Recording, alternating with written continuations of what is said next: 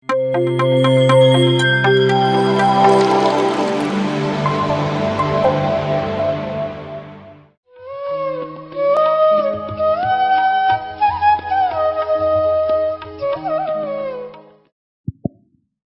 ನಮಸ್ಕಾರ.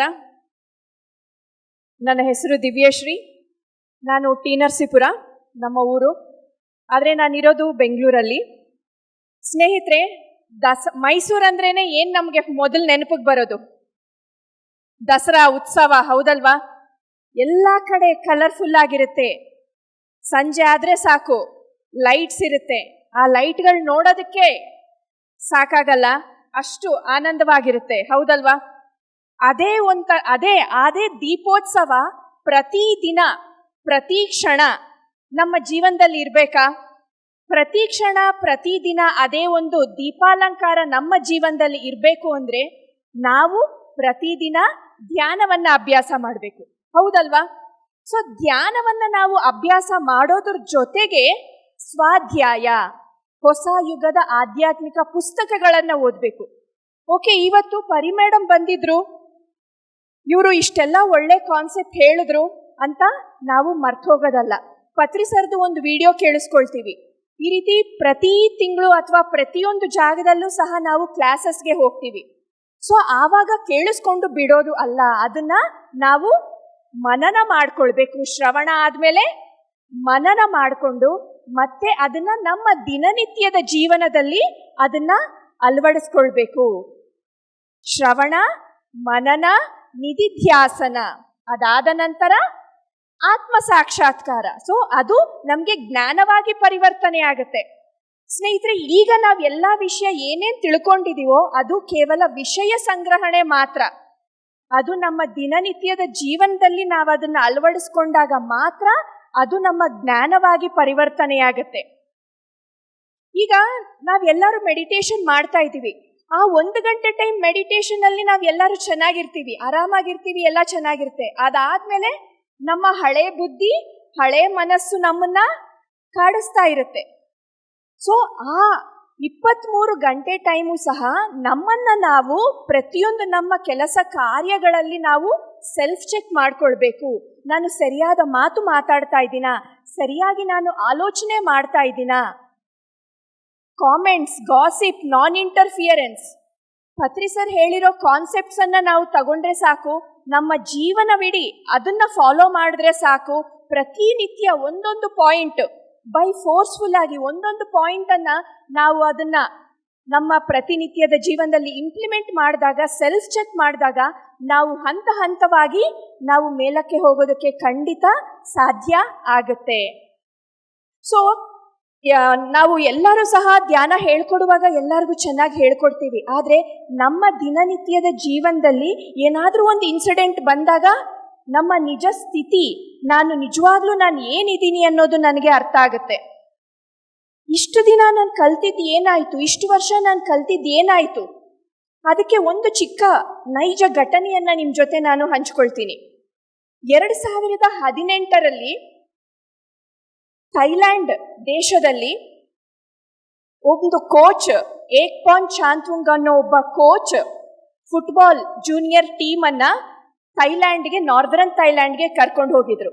ಅಲ್ಲಿ ಕರ್ಕೊಂಡು ಹೋದ ನಂತರ ಅವರು ಮ್ಯಾಚ್ ಎಲ್ಲ ಆಡಿದಾದ ನಂತರ ಏನಾಯಿತು, ಅವರು ಗುಹೆಯನ್ನು, ಅಲ್ಲಿರುವ ಒಂದು ಸೈಟ್ ಸೀಯಿಂಗ್ ನೋಡ್ತಾ ಇದ್ದಾಗ ಗುಹೆಗೆ ಹೋಗಿ ಅಲ್ಲಿ ಅವರು ಅಕಸ್ಮಾತ್ ಆಗಿ ಫ್ಲಡ್ಸ್ ಬಂದು ಅಲ್ಲಿ ಗುಹೆಯಲ್ಲಿ ಸಿಗಾಕೊಂಡ್ರು. ಪ್ರಪಂಚವಿಡೀ ಆ ಥೈಲ್ಯಾಂಡ್ ಹುಡುಗರ ಮೇಲೆ, ಆ ಫುಟ್ಬಾಲ್ ಟೀಮ್ ಮೇಲೆ ಸಂಪೂರ್ಣವಾದ ದೃಷ್ಟಿ ಇತ್ತು. ಒಳಗಡೆ ಎಲ್ಲರೂ ಸಿಗಾಕೊಂಡಿದ್ದಾರೆ, ಯಾರಿಗೆ ಏನಾಗಿದೆ, ಅವರು ಬದುಕಿದ್ದಾರೋ ಸತ್ತಿದ್ದಾರೋ ಏನೂ ಗೊತ್ತಿಲ್ಲ. ಅಂತಹ ಸಮಯದಲ್ಲಿ ಆ ಕೋಚ್, ಏಕ್ಪಾಂಗ್ ಚಾಂತುಂಗ್ ಅನ್ನೋ ಕೋಚ್ ಆಗೋಕ್ಕಿಂತ ಮುಂಚೆ ಅವ್ರು ಏನಾಗಿದ್ರು? ಬುದ್ಧಿಸ್ಟ್ ಮಾಂಕ್ ಆಗಿದ್ರು. ಅಂದರೆ ಅವರಿಗೆ ಆ ಧ್ಯಾನ ಅನ್ನೋದು, ಅದರ ಅರಿವು, ಧ್ಯಾನದ ಲಾಭಗಳು ಎಲ್ಲ ಗೊತ್ತಿತ್ತು. ಹಾಗಾಗಿ ಎಷ್ಟು ದಿನ ಆ ಹುಡುಗರು ಅಲ್ಲಿ ಇದ್ದಿದ್ದು, ಆ ಗುಹೆಯಲ್ಲಿ ಸಿಗಾಕೊಂಡಿದ್ದು? 18 ದಿನಗಳು. ಆಹಾರ ಇಲ್ಲ, ನೀರಿಲ್ಲ. ಅಲ್ಲಿರುವ ಆ ಗುಹೆಗೆ ಎಷ್ಟು ಆಕ್ಸಿಜನ್ ಇತ್ತೋ ಅಷ್ಟೇ, ಮತ್ತೆ ಹೊಸದಾಗಿ ಆಕ್ಸಿಜನ್ ಪ್ರೊಡ್ಯೂಸ್ ಆಗೋದಿಲ್ಲ. ಯಾಕೆಂದರೆ ಫುಲ್ ಕವರ್ ಆಗಿಬಿಟ್ಟಿದೆ.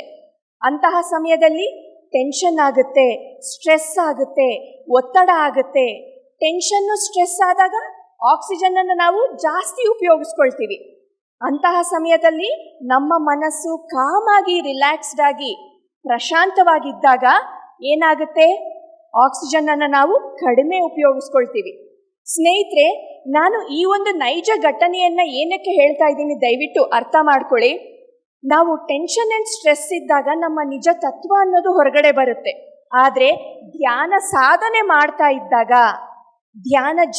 ಧ್ಯಾನ ಅನ್ನೋದು ನಮ್ಮ ಜೀವನದಲ್ಲಿ ಇದ್ದಾಗ ನಾವು ಟೆನ್ಷನ್ ಮಾಡ್ಕೊಳ್ದೆ, ಸ್ಟ್ರೆಸ್ ಮಾಡ್ಕೊಳ್ದೆ ಆ ಒಂದು ಸಂದರ್ಭದಿಂದ, ಆ ಒಂದು ಪ್ರಾಬ್ಲಮಿಂದ, ಚಾಲೆಂಜಿಂದ ಹೇಗೆ ನಾವು ಹೊರಗಡೆ ಬರಬಹುದು ಅನ್ನೋದನ್ನ ಆಲೋಚನೆ ಮಾಡೋ ಪರಿಪಕ್ವತೆ ಬರುತ್ತೆ. ಸೊ ಹಾಗಾಗಿ ಅವರು ಆ ಕೋಚ್ ಆ 12 ಜನ ವಿದ್ಯಾರ್ಥಿಗಳಿಗೆ ಧ್ಯಾನವನ್ನು ಹೇಳಿಕೊಟ್ರು. 18 ದಿನ ಆ 12 ಜನ ವಿದ್ಯಾರ್ಥಿಗಳು ಕಾಮಾಗಿ, ಪ್ರಶಾಂತ ಸ್ವಭಾವದಲ್ಲಿ ಅವರು ಧ್ಯಾನವನ್ನು ಅಭ್ಯಾಸ ಮಾಡ್ತಾ ಇದ್ರು. ಸೊ ಧ್ಯಾನವನ್ನು ಅಭ್ಯಾಸ ಮಾಡ್ತಾ ಇದ್ರು. 18 ದಿನ ಆದ ನಂತರ ಆ ಒಂದು ಗುಹೆಯಿಂದ ಅವರನ್ನು ಹೊರಗಡೆ ತೆಗೆದ ನಂತರ ಎಲ್ಲರೂ ಕ್ಯಾಮ್ರಾಗಳೆಲ್ಲ ಇಟ್ಕೊಂಡು ರೆಕಾರ್ಡ್ ಮಾಡಬೇಕು, ಏನಾಗಿದೆ ಅಂತ ನೋಡ್ತಾ ಇದ್ದಾರೆ. ಒಬ್ಬರಿಗೂ ಒಂದು ಗಾಯನೂ ಆಗಿಲ್ಲ, ಯಾರು ಟೆನ್ಷನ್ ಮಾಡ್ಕೊಂಡಿಲ್ಲ, ಮಾನಸಿಕವಾಗಿ ಅಸ್ವಸ್ಥರು ಯಾರೂ ಸಹ ಆಗಿಲ್ಲ. ಹೇಗೆ ಸಾಧ್ಯ? ಕೇವಲ ಧ್ಯಾನ ಶಕ್ತಿ. ಮಾನವ ಯಾವಾಗ ಧ್ಯಾನವನ್ನ ಮಾಡ್ತಾನೋ ಆವಾಗ ಅವನು ಮಾಧವ ಆಗ್ತಾನೆ. ಮಾನವನಿಂದ ಮಾಧವ ಆಗೋ ಒಂದು ಸಾಧನೆ ಕೇವಲ ಧ್ಯಾನ, ಸ್ವಾಧ್ಯಾಯ, ಸಜ್ಜನ ಸಾಂಗತ್ಯ. ಸೊ ಹಾಗಾಗಿ ಪ್ರತಿದಿನ ಧ್ಯಾನವನ್ನ ಮಾಡಬೇಕು. ನಮ್ಮ ಮನೆಯಲ್ಲಿ ನಮಗೂ ಸಹ ಅನ್ಸುತ್ತೆ ನಮ್ಮ ಮಕ್ಕಳು ಧ್ಯಾನವನ್ನ ಅಭ್ಯಾಸ ಮಾಡಬೇಕು ಅಂತ, ಹೌದಾ? ಆದ್ರೆ ಹೇಳಿದ್ರೆ ಮಾಡ್ತಾರಾ? ಇಲ್ಲ, ಕೇಳಿಸ್ಕೊಳ್ಳೋದಿಲ್ಲ. ಇಲ್ಲಮ್ಮ ನಾನು ಮಾಡಲ್ಲ ಅಂತಾರೆ. ಸ್ನೇಹಿತರೆ, ಒಂದು ವಿಷಯ ದಯವಿಟ್ಟು ಎಲ್ಲರೂ ನೆನಪಲ್ಲಿಟ್ಕೊಳ್ಳಿ, ನಮ್ಮ ಮಕ್ಕಳು ನಾವು ಹೇಳಿದ್ದನ್ನ ಖಂಡಿತ ಮಾಡಲ್ಲ, ಆದರೆ ನಾವು ಮಾಡಿದ್ದನ್ನೇ ಅವರು ಮಾಡೋದು. ಹಾಗಾಗಿ ನಿಮ್ಮ ಮನೆಯಲ್ಲಿ ನಿಮ್ಮ ಮಕ್ಕಳು ಧ್ಯಾನವನ್ನು ಅಭ್ಯಾಸ ಮಾಡಬೇಕು ಅಂದ ಪಕ್ಷದಲ್ಲಿ ಅವರು ಓಡಾಡ್ತಿದ್ದಾಗ ನೀವು ಅವರ ಕಣ್ಣು ಮುಂದೆ ಧ್ಯಾನವನ್ನು ಅಭ್ಯಾಸ ಮಾಡಬೇಕು.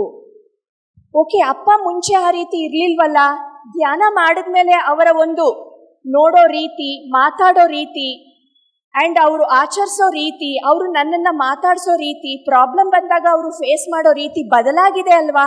ಅಮ್ಮ ಮುಂಚೆ ಈ ರೀತಿ ಇರಲಿಲ್ಲ ಅಲ್ವಾ? ಈಗ ಹೇಗೆ ಸಾಧ್ಯ ಆಯಿತು? ನಮ್ಮ ಒಂದು ಪರಿವರ್ತನೆಯೇ ಅವರನ್ನು ಧ್ಯಾನಕ್ಕೆ ಕರ್ಕೊಂಡು ಬರುತ್ತೆ ಹೊರತು ಕೇವಲ ನಮ್ಮ ಬಾಯಿ ಮಾತುಗಳು ಧ್ಯಾನಕ್ಕೆ ಅವರನ್ನು ಕರ್ಕೊಂಡು ಬರೋದಿಲ್ಲ. ಯಾಕೆಂದರೆ ಅವರು ನಮ್ಮನ್ನು ಚಿಕ್ಕ ವಯಸ್ಸಿಂದ ನೋಡಿರ್ತಾರೆ. ಆ 1 ಗಂಟೆ ಟೈಮ್ ಧ್ಯಾನ ಮಾಡಿ, ನೀನು ಧ್ಯಾನ ಮಾಡು, ಆಮೇಲೆ ಮತ್ತೆ ಬೈಯೋದನ್ನು ಸ್ಟಾರ್ಟ್ ಮಾಡಿದ್ರೆ ಅವ್ರು ಖಂಡಿತ ಧ್ಯಾನವನ್ನು ಅಭ್ಯಾಸ ಮಾಡೋದಿಲ್ಲ.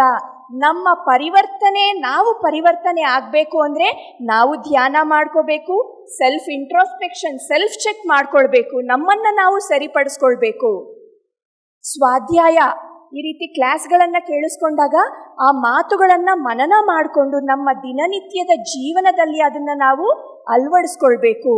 ಆವಾಗ ಮಾತ್ರ ನಾವು ಮುಂದಿನ ಪೀಳಿಗೆಯವರಿಗೆ, ಮುಂದಿನ ಜನಾಂಗಕ್ಕೆ ಧ್ಯಾನವನ್ನು ನಾವು ತಗೊಂಡು ಹೋಗೋದಕ್ಕೆ ಖಂಡಿತ ಸಾಧ್ಯ ಆಗೋದು, ಹೌದಲ್ಲ? ಸೊ ಹಾಗಾಗಿ ಪ್ರತಿಯೊಬ್ಬರು ಸಹ ಧ್ಯಾನ ಮಾಡಿ, ನಿಮ್ಮ ಮನೆಯಲ್ಲಿ ಎಲ್ಲರಿಗೂ ಸಹ ಧ್ಯಾನವನ್ನು ಹೇಳ್ಕೊಡಿ. ನಿಮ್ಮ ಪರಿವರ್ತನೆಯೇ ಅವರಿಗೆ ದಾರಿ ದೀಪ ಆಗಬೇಕು. ನಾವೇ ಅವರಿಗೆ ರೋಲ್ ಮಾಡೆಲ್ಸ್ ಆಗಬೇಕು ಅಂದರೆ ಮೊದಲು ನಾವು ಪರಿವರ್ತನೆ ಆಗಬೇಕು. ಕೇವಲ ಆ 1 ಗಂಟೆ ಟೈಮ್ ಮಾತ್ರ ಅಲ್ವಾ? ಧ್ಯಾನ ಹೇಳ್ಕೊಟ್ಟಾಗ ಮಾತ್ರ ನಾವು ಚೆನ್ನಾಗಿರೋದಲ್ಲ. ಧ್ಯಾನ ಇಲ್ಲದೆ ಇದ್ದಾಗಲೂ ಸಹ, ಅಂದರೆ 23 ಗಂಟೆಯಲ್ಲಿ 1 ಗಂಟೆ ಧ್ಯಾನ ಮಾಡಿ ಮಿಕ್ಕಿರೋ 23 ಗಂಟೆ ಟೈಮ್ ಸಹ ನಾವು ಅದೇ ಧ್ಯಾನ ಸ್ಥಿತಿಯಲ್ಲಿ, ಅದೇ ಶಾಂತ ಸ್ವಭಾವದಲ್ಲಿ ಇದ್ದಾಗ ನಾವು ಹಂತವಾಗಿ ಮುಂದಕ್ಕೆ ಹೋಗೋದಕ್ಕೆ ಸಾಧ್ಯ ಆಗುತ್ತೆ. ಹಾಗಾದರೆ ಧ್ಯಾನಿಗಳಿಗೆ ಕೋಪ ಬರಬಾರ್ದಾ? ಬರುತ್ತೆ, ಆದರೆ ನಾವದನ್ನು ಕ್ಯಾರಿ ಮಾಡೋದಿಲ್ಲ. ಅಂದರೆ ಯಾವಾಗಲೂ ಅವ್ರು ಹಿಂಗಂದ್ರು ನೀನು ಹಿಂಗಂದೆ ಅಂತ ಅದನ್ನು ಯಾವಾಗಲೂ ಕ್ಯಾರಿ ಮಾಡದೇ ಇದ್ದಾಗ, ಮುಂದಕ್ಕೆ ನಾವು ಅದನ್ನು ಹೇಳ್ಕೊಂಡು ಹೋಗದೇ ಇದ್ದಾಗ, ನಾವು ಅದನ್ನು ಬಿಟ್ಟು ಪ್ರೆಸೆಂಟ್ ಅಲ್ಲಿ ಇದ್ದಾಗ, ಪತ್ರಿ ಸರ್ ಹೇಳಿದ್ರಲ್ಲ, ಪಾಸ್ಟಲ್ಲಿ ಬಿಟ್ಟು, ಫ್ಯೂಚರನ್ನು ಬಿಟ್ಟು ಪ್ರೆಸೆಂಟ್ ಮೂಮೆಂಟ್ ಅಂದರೆ ಮೈಂಡ್ಫುಲ್ನೆಸ್, ಪ್ರಸ್ತುತ ಕ್ಷಣದಲ್ಲಿ ಇರುವ ಸ್ಥಿತಿಯನ್ನ ನಾವು ಯಾವಾಗ ಆನಂದಿಸ್ತಾ ಇರ್ತೀವೋ, ಅನುಭವಿಸ್ತಾ ಇರ್ತೀವೋ, ಆವಾಗ ನಮ್ಮ ಎಲ್ಲರೂ ಸಹ ನಾವೆಲ್ಲರೂ ಚೆನ್ನಾಗಿರೋದಕ್ಕೆ ಸಾಧ್ಯ ಆಗುತ್ತೆ. ಸೊ ಮುಂದಿನ ವರ್ಷ ಧ್ಯಾನ ದಸರಾ ನಾವು ಎಲ್ಲಿ ಮಾಡ್ಕೊಳ್ಬೇಕು? ಅರಮನೆ ಮೈದಾನದಲ್ಲಿ ಮಾಡೋಣವಾ? ಪ್ಯಾಲೇಸ್ ಗ್ರೌಂಡ್ಸ್ ಅಲ್ಲಿ? ಚನ್ನಬಸವ ಸರ್, ಅರಮನೆ ಮೈದಾನದಲ್ಲಿ ನಾವು ಮುಂದಿನ ವರ್ಷ 10,000 ಜನ ಅವರೊಂದಿಗೆ ಧ್ಯಾನ ದಸರಾ ಸಡಗರವನ್ನ, ಸಂಭ್ರಮವನ್ನ ನಾವೆಲ್ಲರೂ ಸಹ ಆಚರಿಸೋಣ. ಇವತ್ತಿಂದ ನಾವು ಶ್ರಮ ಪಟ್ರೆ ಒಬ್ಬೊಬ್ರು 100 ಜನನ್ನ ತಂದು ಕರ್ಕಾಗಲ್ವಾ? ಸಾಧ್ಯ ಅಲ್ವಾ? ಒಬ್ಬೊಬ್ರು 100 ಮೆಂಬರ್ಸ್, ನಮ್ಮ ರಿಲೇಟಿವ್ಸ್ ಅಲ್ಲಿ ಒಂದು 10 ಜನ, ಫ್ರೆಂಡ್ಸ್ ಅಲ್ಲಿ 10 ಜನ, ನಮ್ಮ ಅಕ್ಕಪಕ್ಕದವ್ರು 10 ಜನ, ಆ ರೀತಿ ಮಾಡ್ಕೊಂಡೋದ್ರೆ ನಮ್ಗೆ ಕಷ್ಟ ಅನ್ನೋದು ಖಂಡಿತ ಅಲ್ಲ. ಸ್ನೇಹಿತರೆ, ಪತ್ರಿ ಸರ್ ಹೇಳಿದ್ರು 2011ರಲ್ಲಿ ನೀನು ಹೋಗಿ ಎಲ್ಲ ಕಡೆ ಸ್ಕೂಲ್ಸ್ ಕಾಲೇಜಸ್ ಅಲ್ಲಿ ಮೆಡಿಟೇಷನ್ ಹೇಳ್ಕೊಡ್ಬೇಕು ಅಂತ. ಒಬ್ಬ ಸಾಮಾನ್ಯ ಮಹಿಳೆ, ನಾನು ಏನಕ್ಕೆ ಇದನ್ನ ಹೇಳ್ತಾ ಇದ್ದೀನಿ ಅಂದ್ರೆ, ಸಾರ್ ಯಾವಾಗ್ಲೂ ಹೇಳ್ತಿರ್ತಾರೆ ನನಗೆ ಆಗಿದ್ದು ನಿಮಗೂ ಆಗುತ್ತೆ, ಸೊ ನಮಗಾಗಿದ್ದು ಎಲ್ಲರೂ ಸಹ ಮಾಡೋದಕ್ಕೆ ಸಾಧ್ಯ.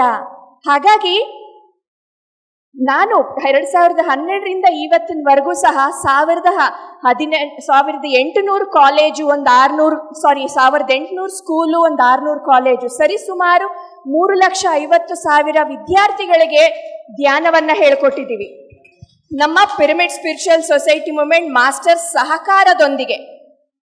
ಸೊ ಒಬ್ಬ ಸಾಮಾನ್ಯ ಮಹಿಳೆಗೆ ಇಷ್ಟೆಲ್ಲ ಆಗಿದೆ ಅಂತಂದ ಮೇಲೆ ನಾವ್ ಎಲ್ಲರೂ ಸಹ ಸೇರಿದ್ರೆ ಇನ್ನೂ ಎಷ್ಟೆಲ್ಲ ಮಾಡೋದಕ್ಕೆ ಸಾಧ್ಯ, ಹೌದಾ? ಅದೇ ರೀತಿ ನಮ್ಮ ಮನೆಯಲ್ಲಿರೋ ಮಕ್ಕಳು ಧ್ಯಾನಕ್ಕೆ ಬರಬೇಕು ಅಂದ್ರೆ ಪೈಮಾ ಅನ್ನೋ ಒಳ್ಳೆ ಪ್ಲಾಟ್ಫಾರ್ಮ್ ಇದೆ. ಮತ್ತೆ ನಮ್ಮ ಕನ್ನಡಿಗರು ಎಲ್ಲರೂ ಸಹ ಧ್ಯಾನವನ್ನ ಅಭ್ಯಾಸ ಮಾಡಬೇಕು ಅಂದ್ರೆ ಈಗ ಹೊಸದಾಗಿ ನೆಕ್ಸ್ಟ್ ನವೆಂಬರ್ 11th ಇನಾಗ್ರೇಟ್ ಆಗ್ತಾ ಇರುವ ಒಂದು ದೊಡ್ಡ ಪ್ರೋಗ್ರಾಮ್, ಎಲ್ಲರೂ ಕನ್ನಡಿಗರೆಲ್ಲರೂ, ಕನ್ನಡಿಗರೆಲ್ಲರೂ ಮುಂದೆ ಬನ್ನಿ, ಧ್ಯಾನವನ್ನ ಮುಂದೆ ತನ್ನಿ, ಹೌದಾ? ಸೊ ಅಂತಹ ಒಂದು ವಿಶ್ವ ಮಾನವ ಕುವೆಂಪುರವರು ಹೇಳಿದ ಅದನ್ನ ಸಂಪೂರ್ಣವಾಗಿ ಪತ್ರಿ ಸರ್ ಅವರು ಅದನ್ನ ಕಾರ್ಯರೂಪಕ್ಕೆ ತಂದಿದ್ದಾರೆ. ಅದಕ್ಕೆ ನಾವು ಕೈ ಜೋಡಿಸ್ಬೇಕು ಅಂದ್ರೆ ನಾವು ಪ್ರತಿದಿನ ಧ್ಯಾನ ಮಾಡ್ತಾ ಲರ್ನ್, ಪ್ರಾಕ್ಟೀಸ್, ಟೀಚ್, ಸ್ಪ್ರೆಡ್ ಇದನ್ನ ಡೈಲಿ ನಾವು ಅಳವಡಿಸ್ಕೊಳ್ಬೇಕು. ನಾವಿಲ್ಲಿ ಕೇಳಿ ಇಲ್ಲಿ ಬಿಡೋದಲ್ಲ, ಹೊರಗಡೆ ಇಲ್ಲಿಂದ ಹೋದ್ಮೇಲೆ ತಗೊಂಡು ಹೋಗಿ ನಾವು ಎಲ್ಲರಿಗೂ ಹೇಳಬೇಕು. ಇಷ್ಟನ್ನ ಹೇಳೋದಕ್ಕೆ ಅವಕಾಶ ಮಾಡಿಕೊಟ್ಟಂತಹ ಎಲ್ಲರಿಗೂ ಸಹ, ನೀವು ಕೇಳಿಸ್ಕೊಂಡಿರೋರ್ಗೆ ಮತ್ತು ಚನ್ನಬಸವ ಟೀಮ್, ಅನಿತಾ ಮೇಡಮ್ ಮತ್ತು ಪ್ರತ್ಯಕ್ಷವಾಗಿ ಪರೋಕ್ಷವಾಗಿ ಈ ಒಂದು ಕಾರ್ಯಕ್ರಮಕ್ಕೆ ಸಹಕರಿಸಿದ ಎಲ್ಲರಿಗೂ ಸಹ, PMC ಕನ್ನಡ ವಾಹಿನಿ ಇರ್ಬೋದು, ಪ್ರತಿಯೊಬ್ಬರಿಗೂ ಸಹ ಅನಂತ ಕೋಟಿ, ಅದಕ್ಕಿಂತ ಮುಂಚೆ ಪತ್ರಿ ಸರ್ ಅವರಿಗೆ ಅನಂತ ಕೋಟಿ ಧನ್ಯವಾದಗಳನ್ನು ತಿಳಿಸೋದಕ್ಕೆ ಇಷ್ಟಪಡ್ತೇನೆ. Thank you very much.